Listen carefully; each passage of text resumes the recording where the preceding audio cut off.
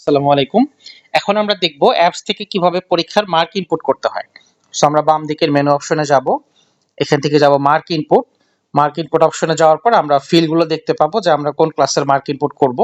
So এখানে আমি যে ক্লাসের মার্ক ইনপুট দেওয়ার জন্য আমার অ্যাক্সেস আছে, শুধুমাত্র সেই ক্লাসটা এখানে শো করবে। এবং এখানে জেন্ডার, এক্সাম সবকিছু অটোমেটিক চলে আসবে। সো আমি সাবজেক্টের নাম যদি এখানে দেই, লাইক আমি বাংলা সাবজেক্ট মার্ক ইনপুট করব, সার্চ দিলাম। প্রথম অবস্থায় এখানে নাম্বারগুলো জিরো দেয়া থাকবে, মার্ক ইনপুট দেয়া থাকবে না। সো প্রথমত একটা স্টুডেন্ট যদি অ্যাবসেন্ট থাকে তাকে আমরা এখানে অ্যাবসেন্টে মার্ক করে দিব, তাহলে কিন্তু দেখেন প্রত্যেকটাতে তার জিরো হয়ে গেছে এবং মার্কশিটেও তাকে অ্যাবসেন্টই শো করবে।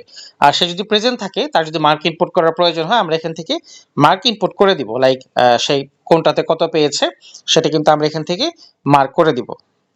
ওকে, সেভাবে করে আমরা মার্ক ইনপুট করে দেন আমরা এখানে সেভ দিয়ে দিলে কিন্তু ওই স্টুডেন্টের মার্ক ইনপুটটা হয়ে যাবে।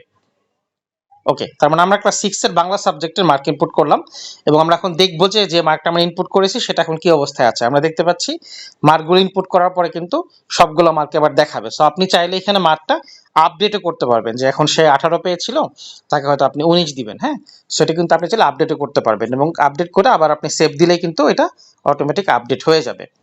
সো এই ছিল মার্ক ইনপুটের পুরো বিষয়। আশা করি আমরা বুঝতে পেরেছি। ধন্যবাদ।